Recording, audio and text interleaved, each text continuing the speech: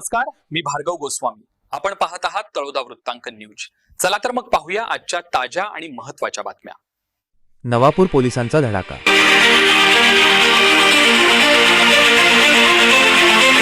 बिल्दा शिवारात सुरू असलेल्या गोवंश कत्तलखान्यावर छापा. आरोपीला बेड्या. 240 किलो मांस आणि हत्यारांसह सुमारे 39,000चा मुद्देमाल जप्त. सुकी नदीकाठी चालणाऱ्या बेकायदेशीर कृत्याचा पर्दाफाश. नमस्कार. नवापूर तालुक्यातील बिल्दा शिवारात सुकी नदीच्या काठी सुरू असलेल्या बेकायदेशीर गोवंश कत्तलीचा नवापूर पोलिसांनी पर्दाफाश केला आहे. एका उघड्या शेडमध्ये सुरू असलेल्या या क्रूर कृत्यावर पोलिसांनी धाड टाकून एका आरोपीला रंगेहात पकडले असून घटनास्थळावरून मोठ्या प्रमाणात मांस आणि कत्तलीचे साहित्य जप्त केले आहे.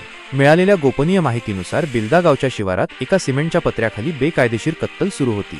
माहिती मिळताच नवापूर पोलीस निरीक्षक अभिषेक पाटील यांच्या मार्गदर्शनाखाली पथकाने 25 जानेवारी 2026 रोजी सकाळी 9:15च्या सुमारास छापा टाकला. अचानक झालेल्या या कारवाईमुळे आरोपींची पळापळ झाली. मात्र पोलिसांनी मुख्य आरोपीला जेरबंद करण्यात यश मिळवले. पोलिसांनी घटनास्थळावरून गोवंश मांस अंदाजे 240 किलो, साहित्य, वजनकाटे, लोखंडी चाकू, सुरे, कुऱ्हाड आणि लाकडी ओंडके तसेच प्लास्टिक पिशव्या व कत्तलीसाठी लागणारे पूरक साहित्य, एकूण किंमत सुमारे 39,200 रुपये किंमतीचे साहित्य जप्त केले आहे. या प्रकरणी पोलिसांनी शेख इरफान शेख मदन कुरेशी, वय 42, राहणार कुरेशी मोहल्ला, धानोरा रोड, नंदुरबार याच्याविरुद्ध गुन्हा दाखल केला आहे.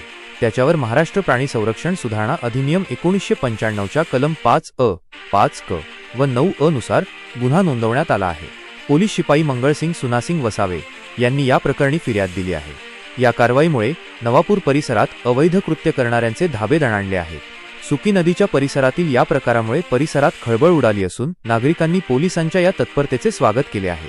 पुढील तपास पोलीस हवालदार अमोल धनराज जाधव करत आहेत. तळोदा वृत्तांकन न्यूज नेटवर्कसाठी प्रतिनिधी मोसिम शेख, विसरवाडी. आजसाठी एवढेच. अशा सर्व बातम्या पाहण्यासाठी आमच्या न्यूज चॅनलला सबस्क्राईब करा. धन्यवाद.